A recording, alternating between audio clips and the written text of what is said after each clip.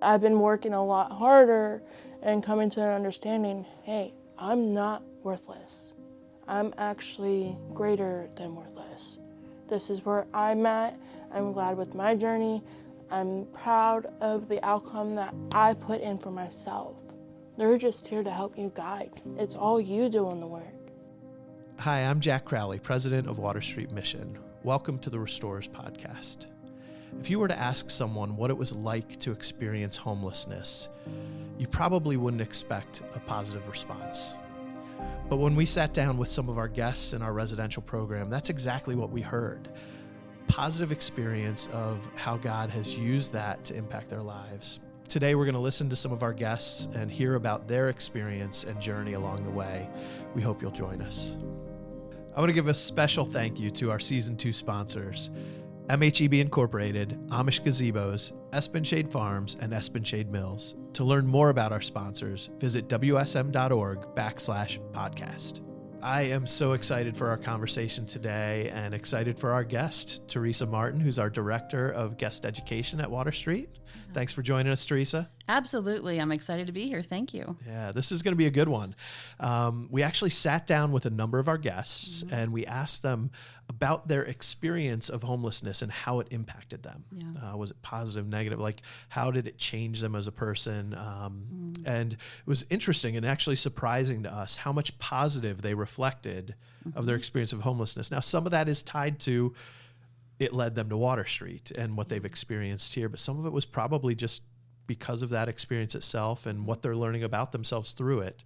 So today we're going to listen to some of their responses and talk a little bit. You get a chance to work with a lot of these guests, maybe some of the specific ones we're going to hear, but others who have gone through similar. And I'm really curious to hear some of your thoughts, Teresa. I'm excited to hear them. I love hearing their stories. Let's jump right in. I would have to say all positive for me, really. But that's just because I had let things get to a place where they couldn't have gotten any worse. But I came here definitely broken, no relationship with my family. You know, I'd lost my son because of domestic violence. And, you know, because of the relationship I was in, I was so isolated from everybody. So to have this many women that I can actually get along with and that are like legit here for me is amazing. So I think like this place has definitely taught me about how important community is. This place just, it makes you take a look at yourself and the things that you were doing wrong and the way that you were living. And once you get here, you can't live that way anymore. Once you find God, you can't go back to living the way that you were and feel okay about it. Love it. You can't go back to living the way you were. That's truth. And she mentioned, she jumped right in. Oh, my experience was positive because it broke her out of something. Yeah. How common is that? I am not surprised, to be honest with you. The positivity on the reverse side of it, the reverse side of the experience, doesn't surprise me. The things that she's bringing out are common and key to those who have made that shift. And that shift almost always, from what I've seen in guest testimonies, the pivot point is, I found out that God loves me no matter what. And that he's going to be the one in charge of this shift in my life. Yeah. And the things that she brought out that I think are really key, especially things that we talk about in our classes, are the understanding of brokenness.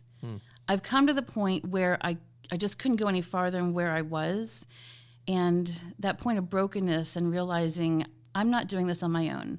As humans, we try to strive and do it under our own power, even in a religious sense.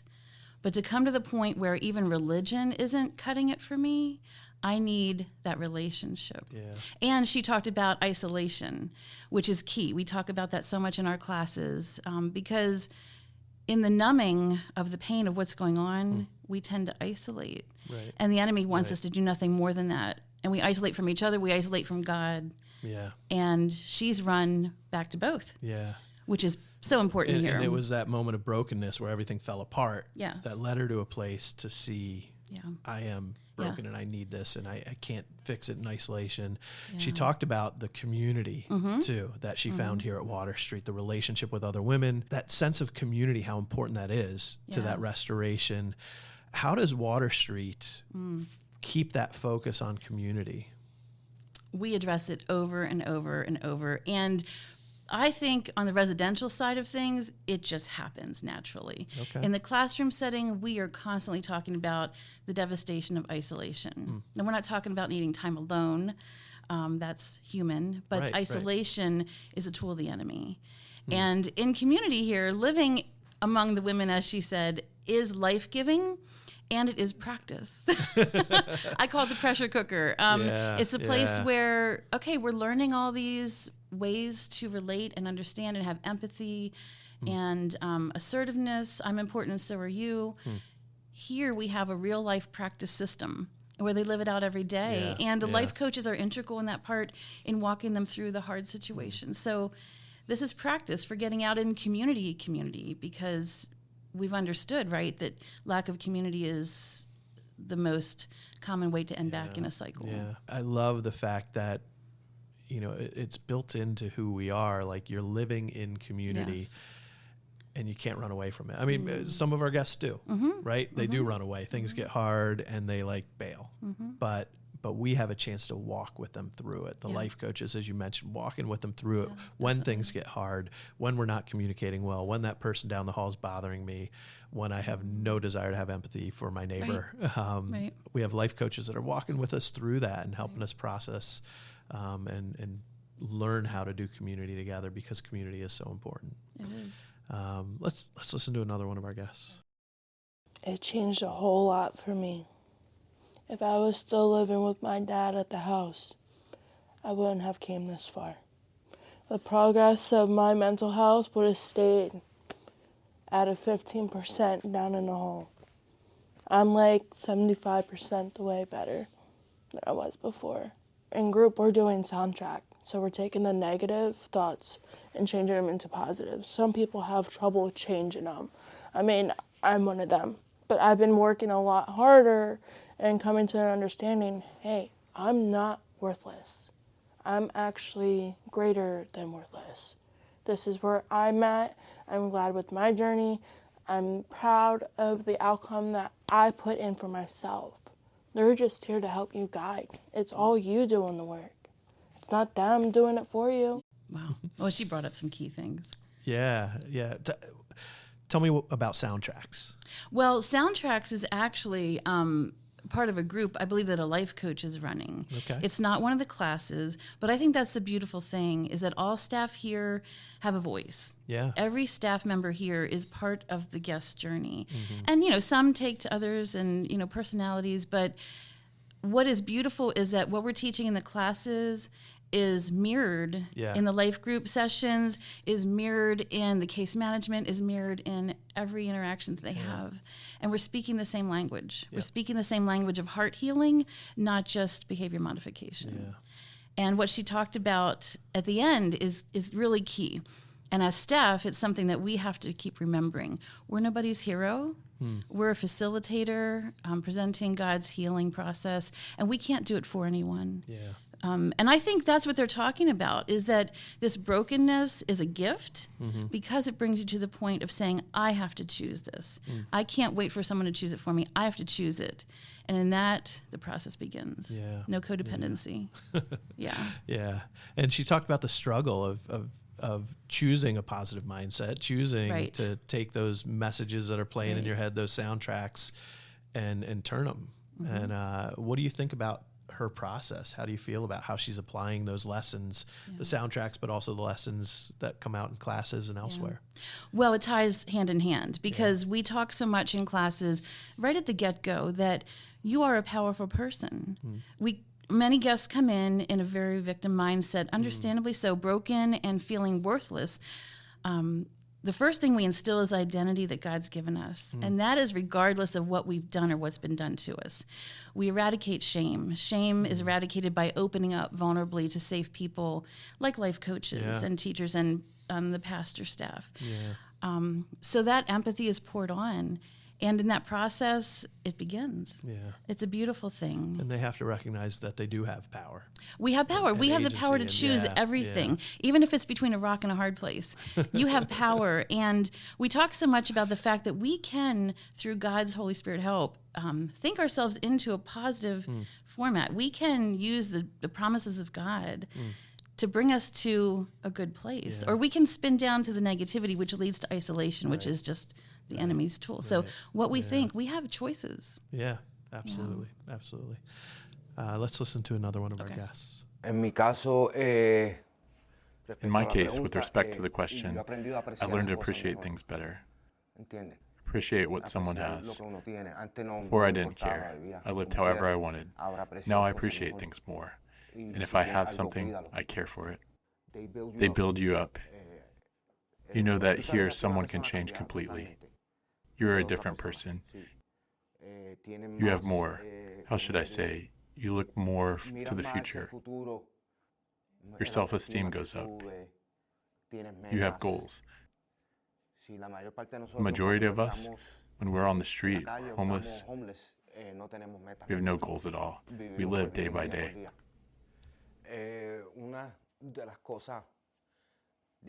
One of the most important things for me since coming here is that I came to know Christ. And this place taught me to believe that there is an all-powerful God. There's a lot in there in that short little clip. He spoke a lot about gratitude for the things that he had, even when he didn't have much at all, and even still doesn't have much at all, but being grateful and caring for those things. But he also spoke about being able to look to the future, and goals. How does that come into play with our guests here? I heard two things. I heard gratitude and I heard hope. To me, well, first, we were just talking about mindset and the thoughts we think. Gratitude completely is the key to shifting our mindset. And when we can grasp onto the little things and be grateful, we begin to see the big things, and God opens it up for us. So I think that's the process he's in. Which leads to, I think, the one word that undergirds absolutely everything we do here is hope. Hope. I believe that the guests come in oftentimes feeling hopeless. And suddenly realizing I can stop thinking about just today. It is possible for me to have a future. It's possible for me to see beyond my struggle right now and know that God has plans for me that are beautiful. Right. And I think, that aspect of being able to think beyond today. He mentioned about it's day to day. When you're on the street, it's all about how am I going to get my next meal? Where am I going to sleep tonight? Am I going to be safe for the next couple hours? It's all immediate. When you come here and you can breathe, and suddenly you can look beyond the next couple hours, the next meal, and start thinking about the next day, the next week, and then your future. Right. And the things I'm seeing in that, being trauma informed. Here, I think we do a great job of it, and we're growing in that even to recognize people are coming in with past traumas that cloud our perspective with current traumas that are, our brain, my brain, I know it. When I'm in stress, my brain shuts down. Right. Imagine, the stress of not knowing what's next for your day to day. How can your mind possibly open up to the future? So us meeting those specific personal needs opens the guests up to the freedom to have their mind relax and mental health addressed and being able to look to the future. Well, and just maybe this is more of a societal commentary around that. That inability to think beyond today is not just something experienced in homelessness, but also in other levels of poverty where you're living at that survival level of okay, where's my next meal going to come from? Where maybe you can look out as far as a couple days or a week, but often, and we see that with our guests here in our residential programs, but in our other programs, in our youth ministries, in our children's ministries, families that are struggling to see beyond 1 or 2 days ahead. And so I think that's such a gift that we can give to somebody who's experienced poverty, who's been in homelessness, and now has that space and people to support them in changing the mindset, thinking beyond the moment, beyond that next immediate need to how do I take positive steps that are going to last longer. And candidly, I think, it's one of the issues that we have with a solution for homelessness of housing first, because that does take care of one immediate need, but it doesn't address all of them. Oh, no. And so, yes, there are other supports that are supposed to come in place when somebody gets into their housing, but the reality is that mindset hasn't been changed. And so we get stuck in it. No, and that's something very passionate to me. I love seeing our guests get housing, but when I see it before the mind shift, it concerns me, because those four walls that they can't wait to get into, understandably so, can often become four walls of a prison, given unaddressed mental health issues, or not having that hope and relationship with God, because there you are with yourself, and that isolation can creep in. So I think this process is so important. And that's a tension I know we've felt as staff walking with our guests when they find that apartment. And we know, yes, that's great, but there's more to be done. And it's one of the things, honestly, at Water Street, we're looking, how do we walk with those guests who leave a little earlier than we think they should? And we know they're going to need that community, that support, that encouragement. Are there ways we can help them? And that's an unanswered question right now, but it is something that Water Street's looking into, because we know how important that experience they're getting while they're here is. Well, this to me is A to Z. This is A. The first class that I like to give to guests is a hope cycle. In trials, we develop character, we develop perseverance, we develop hope. And hope never fails. Hope never fails. And the end of it, our bridge program, helping guests as they leave here. So the hope on the forefront and the help on the back end. So it's A to Z to me. All right, we got one more clip here we want to listen to from our guests. Totally. Like before, I want to fight everybody. I didn't want to talk to nobody. I wanted, it has to be my way. Now I see life different. I could just build a community and be a leader, not a follower. So I follow God. He's the only one I follow. So, but now I can handle problems, more calm. Any situation that comes to me, I could just talk about it and not trying to beat up somebody or, So I see it very different, positive. Now I got good community with me. I got a better life than I had before and looking forward to more.